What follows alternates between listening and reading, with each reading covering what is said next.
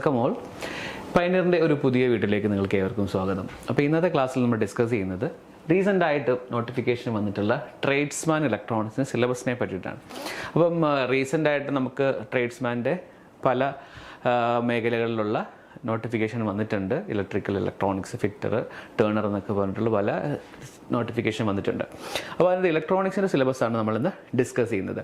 അപ്പം ഈ ട്രേഡ്സ്മാൻ്റെ എക്സാം സാധാരണ ഡിസ്ട്രിക്ട് വൈസ് ആയിരുന്നു കണ്ടക്ട് ചെയ്തിരുന്നത്. ഏറ്റവും അവസാനം ആയിട്ട് കോഴിക്കോടും വയനാടും ഒക്കെ എക്സാം കണ്ടക്ട് ചെയ്തിരുന്നു.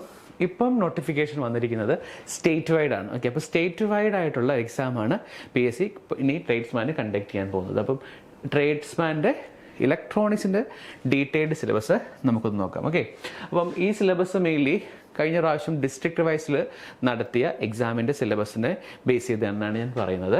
ഓക്കെ, അപ്പോൾ detailed syllabus of post of tradesman for technical education department. Okay, so നമുക്ക് ഇവിടെ ഈ മോഡ്യൂൾസ് ആയിട്ടാണ് ഈ സിലബസ് തിരിച്ചിട്ടുള്ളത്. ആദ്യത്തെ മോഡ്യൂൾ എന്ന് പറയുന്നത് 20 മാർക്ക് വെയിറ്റേജ് ഉള്ളൊരു മോഡ്യൂളാണ്. Basics of AC, DC and AC DC measurement, active and passive command. അതായത് ഏറ്റവും ബേസിക് ആയിട്ടുള്ള ബേസിക് ഇലക്ട്രോണിക്സിന് 20 മാർക്കിൻ്റെ ചോദ്യങ്ങളാണ് വരുന്നത്. അടുത്തത് 22 മാർക്ക് ഏറ്റവും കൂടുതൽ വെയിറ്റേജ് ഉള്ള ഒരു മോഡ്യൂളാണ്. സെക്കൻഡ് മോഡ്യൂൾ എന്ന് പറയുന്നത് semi conductor materials and components എന്നുള്ള മോഡ്യൂളാണ് അടുത്തതായിട്ട് വരുന്നത്. അങ്ങനെ തന്നെ നമുക്കിപ്പോൾ തന്നെ അറിയാം 42 മാർക്കായി. ഇതിന് അടുത്ത് വരുന്നത് ആംപ്ലിഫയർ ഓസിലേറ്റേഴ്സ് 8 മാർക്കായി. 50 മാർക്ക് 3 മോഡ്യൂളിൽ നിന്നാണ് മെയിനായിട്ടും ഈ എക്സാമിന് ഉണ്ടാവുക. ബേസിക് ഇലക്ട്രോണിക്സ് സബ്ജക്റ്റ് പഠിച്ചാൽ തന്നെ നിങ്ങൾക്ക് ഈ 50 മാർക്ക് സുഖമായിട്ട് സ്കോർ ചെയ്യാം. അടുത്തതായിട്ട് വരുന്ന മോഡ്യൂള് ഡിജിറ്റൽ ഇലക്ട്രോണിക്സ് ആണ്.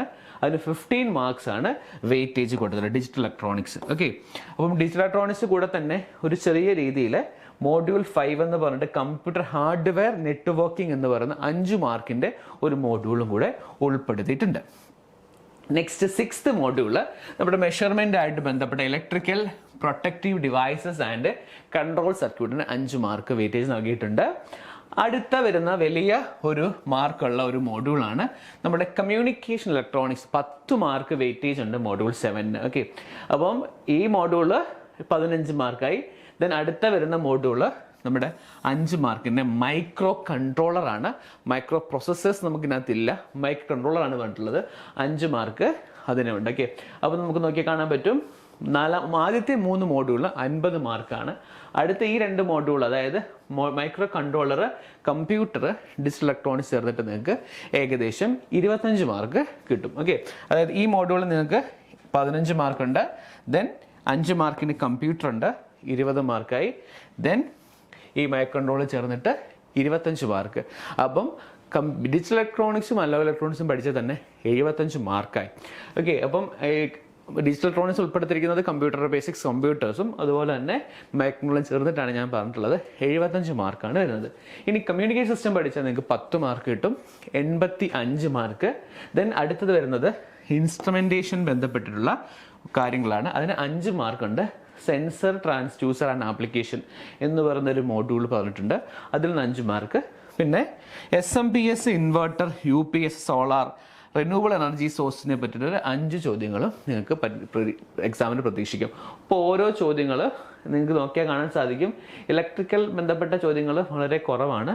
എന്നാൽ നമ്മുടെ ഇലക്ട്രോണിക്സ് ഏരിയ സാധാരണ നമ്മുടെ ഒരു കോമൺ ആയിട്ടുള്ള പരീക്ഷ വരുമ്പോൾ ഇലക്ട്രിക്കലിൻ്റെ ഭാഗങ്ങൾക്ക് വെയിറ്റേജ് കൊടുക്കാറുണ്ട്. എന്നാൽ ഈ എക്സാമിനേഷന്, ട്രേഡ്സ്മാൻ ഇലക്ട്രോണിക്സിൻ്റെ എക്സാമിനേഷന് കൂടുതലും ഇലക്ട്രോണിക്സ് ടോപ്പിക്കുകളാണ് വെയിറ്റേജ് നൽകിയിട്ടുള്ളത്.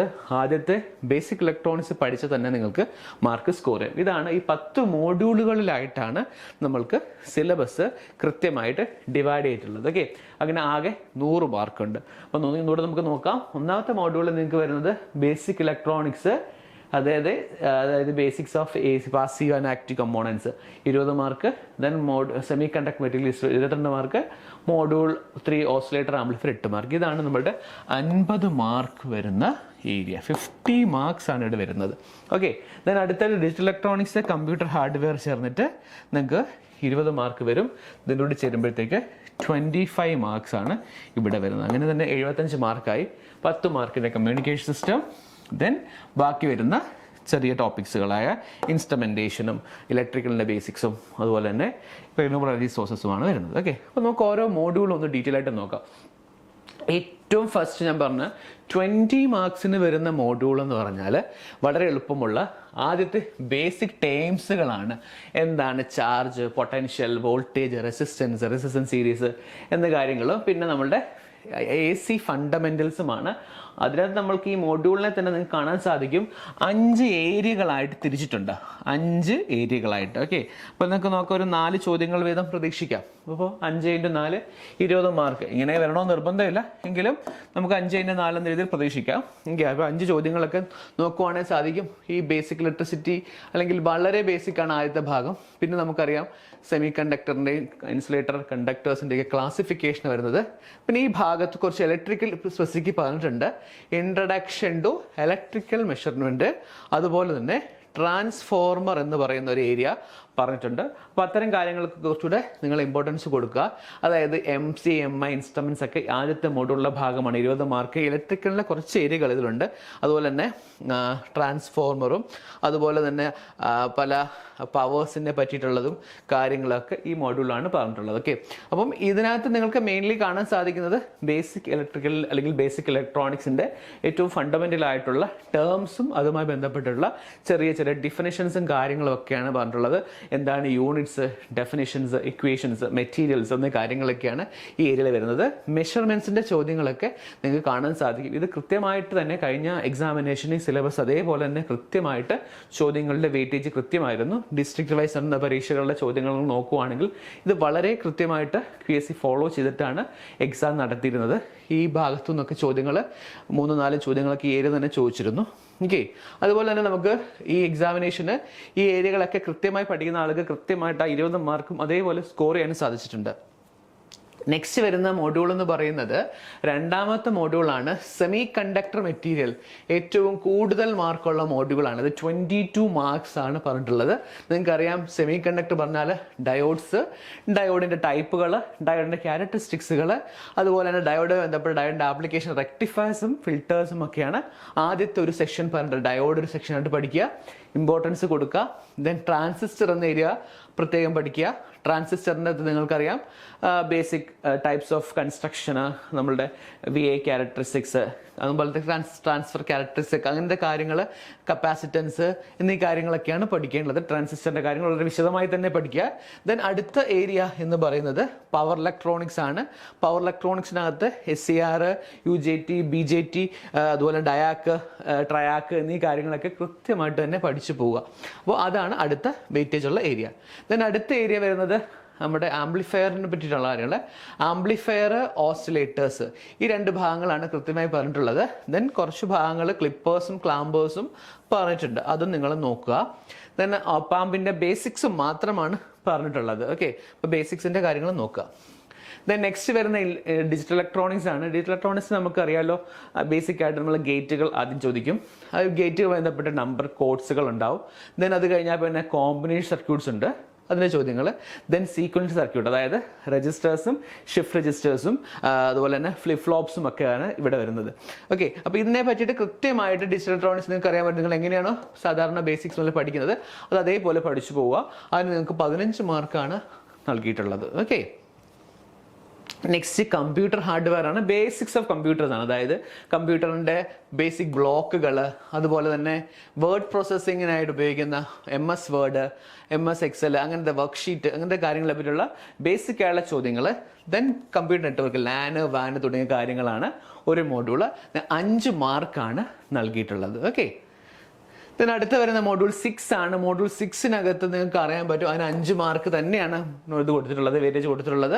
ഫ്യൂസസ്, അതുപോലെ തന്നെ ഫ്യൂസ് ബേസസ്, മെറ്റീരിയൽസ് എന്നീ കാര്യങ്ങളും, അതുപോലെ തന്നെ ഈ ഏരിയയിലെ സിംഗിൾ ഫേസ് ഇൻഡക്ഷൻ മോട്ടറും സിങ്ക്രണസ് മോട്ടോറിനെ പറ്റിയുള്ള ചോദ്യങ്ങൾ നിങ്ങൾക്ക് പ്രതീക്ഷിക്കാവുന്നതാണ്. അടുത്ത മോഡ്യൂൾ, അടുത്ത വെയിറ്റേജ് വരുന്ന ഒരു വലിയ മോഡ്യൂളാണ് കമ്മ്യൂണിക്കേഷൻ ഇലക്ട്രോണിക്സ്. അവിടെ നിങ്ങൾക്ക് മെയിനായിട്ട് പഠിക്കാനുള്ളത് AM, FM, PM എന്നീ കാര്യങ്ങളാണ് പഠിക്കാനുള്ളത്. അതിൻ്റെ ബേസിക്സും അതിൻ്റെ ബന്ധപ്പെട്ടുള്ള ന്യൂമറിക്കൽസ് ഒക്കെ പഠിക്കുക. അപ്പം അത് വളരെ എളുപ്പമുള്ളതാണ്. അതുപോലെ റേഡിയോ വേവ് പ്രൊപ്പഗേഷൻ, ഏതൊക്കെ sky wave, ground wave, space വേവിൻ്റെ ടൈപ്പുള്ള കാര്യങ്ങളൊക്കെ നല്ലപോലെ പഠിക്കുക. ദെൻ ഫൈബർ ഓപ്റ്റിക്സ് കമ്മ്യൂണിക്കേഷൻ എന്ന് പറയുമ്പോൾ നമുക്കറിയാം ഓപ്റ്റിക്കൽ ഫൈബേഴ്സിനെ പറ്റിയുള്ള ചോദ്യങ്ങൾ പ്രതീക്ഷിക്കാം. അതുപോലെ തന്നെ കുറച്ച് ഭാഗങ്ങൾ ഇവിടെ ഡിജിറ്റൽ കമ്മ്യൂണിക്കേഷൻ പറഞ്ഞിട്ടുണ്ട്. ഡിജിറ്റൽ മോഡുലേഷൻ, അനലോഗും ഡിജിറ്റൽ മോഡുലേഷനും നല്ലപോലെ പഠിക്കുക. അതായത് analog modulation, digital modulation, communication basics, optical fibres എന്നീ കാര്യങ്ങളൊന്ന് പഠിച്ചാൽ നിങ്ങൾക്ക് 10 മാർക്ക് സുഖമായിട്ട് വാങ്ങാൻ സാധിക്കും. എളുപ്പമുള്ള ഒരു ഏരിയ ആണ് ഇത്. ഓക്കെ, ഇനി അടുത്ത് വരുന്ന മൈക്രോകൺട്രോളറാണ്. മൈക്രോകൺട്രോളർ നമുക്കറിയാം, മൈക്രോ പ്രോസസ്സേഴ്സിനെ പറ്റി നമുക്ക് ചോദ്യങ്ങളൊന്നും തന്നെ ഇല്ല. മൈക്രോ പ്രോസസ്സറിന് ഇൻട്രഡക്ഷൻ പറഞ്ഞിട്ടുണ്ട്. 8051 കാര്യങ്ങളാണ് പറഞ്ഞത്. മൈക്രോകൺട്രോളറാണ് ഉദ്ദേശിച്ചിട്ടുള്ളത്. മൈക്രോകൺട്രോളർ കംപ്ലീറ്റ് ആയിട്ട് പഠിച്ചു പോവുക. 8051 ആർക്കിടെക്ചറും ബസ് സിസ്റ്റംസ് ഒക്കെ നല്ലപോലെ പഠിക്കുകയാണെങ്കിൽ ആ ഭാഗത്തുള്ള മാർക്ക് നിങ്ങൾക്ക് സ്കോർ ചെയ്യാൻ സാധിക്കും. ഇതുപോലെ തന്നെ നമ്മുടെ കോൺഫിഗറേഷൻസ്, ഇന്റർഫേസിങ്ങും കാര്യങ്ങളൊക്കെ ഒന്ന് നല്ലപോലെ നോക്കുക. 9ാമത്തെ മോഡ്യൂൾ പറയുന്നത് ഇൻസ്ട്രുമെന്റേഷൻ ആണ്. വളരെ ബേസിക് ആയുള്ള ഇൻസ്ട്രുമെന്റേഷൻസ് ആണ്. വളരെ കുറച്ച് കാര്യങ്ങൾ മാത്രം, സെൻസേഴ്സിനെ പറ്റിയിട്ടും ട്രാൻസ്ഡ്യൂസറിനെ പറ്റിയിട്ടുള്ള ബേസിക് ഐഡിയ നിങ്ങൾ ഉണ്ടാക്കി വെക്കുക. അവിടെ നിങ്ങൾക്ക് മെയിൻ ആയിട്ട് ചോദിക്കാറുള്ളത് thermistor, thermocouple, strain gauge, load cell എന്നീ കാര്യങ്ങളാണ് മെയിൻ ആയിട്ട് പഠിക്കാനുള്ളത്. ഈ കാര്യങ്ങളൊക്കെ ഒരു ബേസിക് ഐഡിയ, എന്തൊക്കെയാണ് മെറ്റീരിയൽ ഉപയോഗിക്കുന്നത്, എന്താണ് ബേസിക് പ്രിൻസിപ്പിൾ എന്നീ കാര്യങ്ങളൊക്കെ നിങ്ങൾക്ക് പഠിച്ചാൽ മതിയാവും. ലാസ്റ്റ് മോഡ്യൂൾ 10ാമത്തെ മോഡ്യൂൾ വരുന്നത് SMPSനെ പറ്റിയിട്ടാണ്. എന്താണ് SMPS, എന്താണ് UPS, എന്താണ് ഇൻവെർട്ടർ, അതുപോലെ സോളാർ സെൽ എന്താണ് എന്നീ കാര്യങ്ങളൊക്കെയാണ് നമുക്ക് ഇവിടെ പഠിക്കാനുള്ളത്. ഓക്കെ, അപ്പോൾ ഇതിനകത്ത് നിങ്ങൾക്ക് 5 മാർക്കാണ് നൽകിയിട്ടുള്ളത്. ഓക്കെ, അപ്പം ബേസിക്കലി ഈ സിലബസ് നോക്കുവാണെങ്കിൽ നിങ്ങൾക്ക് ഒരു കാര്യം മനസ്സിലാക്കാൻ സാധിക്കും. നിങ്ങൾ ഇലക്ട്രോ മെക്കാനിക്സ് നിമീൻ്റെ ബുക്ക്, ITIക്കുള്ള ഒരു ടെക്സ്റ്റ് ബുക്കാണ് നിമീൻ്റെ ബുക്ക്. ആ നിമീൻ്റെ ബുക്ക് വെച്ചിട്ട് നിങ്ങളിത് പ്രിപ്പയർ ചെയ്യുകയാണെങ്കിൽ ഈ സിലബസ് അതേപോലെ നിങ്ങൾക്ക് കാണാൻ സാധിക്കും. അപ്പോൾ അത് നിങ്ങളുടെ ഒരു ബേസിക് ആയിട്ട് വെച്ച് നിങ്ങളുടെ തിയറി പോർഷൻസ് ഒക്കെ നല്ല രീതിയിൽ പഠിക്കുക. ഈ തിയറി പോർഷൻസ് പഠിച്ച ശേഷം നല്ല ഗൈഡുകളോ അല്ലെങ്കിൽ സ്റ്റാൻഡേർഡ് ടെക്സ്റ്റ് ബുക്സുകളോ ഉപയോഗിച്ച് ഒബ്ജക്റ്റീവ് ചോദ്യങ്ങൾ ചെയ്ത് നോക്കുക. അപ്പോൾ എളുപ്പത്തിൽ നിങ്ങൾക്ക് എക്സാം സ്കോർ ചെയ്യാൻ സാധിക്കും. വളരെ എളുപ്പമുള്ള സിലബസ് ആണ്. നിങ്ങൾക്ക് ഈ ബേസിക്സ് കാര്യങ്ങളൊക്കെ എല്ലാവരും ഡിപ്ലോമ കഴിഞ്ഞവരും ബിടെക് കഴിഞ്ഞവരും ഒക്കെയാണ് എക്സാമിന് പ്രിപ്പയർ ചെയ്യുന്നത്. അപ്പോൾ എക്സാമിന് പ്രിപ്പയർ ചെയ്യുന്ന ആളുകൾ നിമി ബുക്കിനെ ബേസ് ചെയ്ത് പഠിക്കുകയാണെങ്കിൽ കുറച്ചും കൂടെ നിങ്ങൾക്ക് എളുപ്പത്തിൽ കാര്യങ്ങളും സിലബസും കാര്യങ്ങളും അത്ര ഡെപ്തിൽ പഠിക്കണം എന്ന കാര്യങ്ങളൊക്കെ വൃത്തിയിൽ മനസ്സിലാവുള്ളൂ. അപ്പോൾ എല്ലാവരും വൃത്തിയിൽ നല്ലപോലെ നോട്ട്സ് ഉണ്ടാക്കി പഠിക്കുക. എല്ലാ ടോപ്പിക്സിനും പ്രത്യേകം വെയിറ്റേജ് കൊടുത്ത് നിങ്ങൾ പഠിക്കുക. അങ്ങനെ പഠിക്കുകയാണെങ്കിൽ തന്നെ എക്സാം വളരെ വേഗം നിങ്ങൾക്ക് സ്കോർ ചെയ്യാൻ സാധിക്കും. ഓക്കെ, അപ്പം ഇതുമായി ബന്ധപ്പെട്ട കൂടുതൽ വീഡിയോസ് നമ്മുടെ ചാനലിൽ ഉടൻ വരുന്നതായിരിക്കും. ക്വസ്റ്റ്യൻ പേപ്പർ ഡിസ്കഷനും കാര്യങ്ങളും ഒക്കെ നമ്മുടെ ചാനലിൽ ഉണ്ടായിരിക്കും. അപ്പം ഈ ചാനലിലെ എല്ലാ വീഡിയോസും കണ്ട് നിങ്ങൾ പ്രിപ്പറേഷൻ നല്ലപോലെ ഉഷാറാക്കുക. Thanks for watching.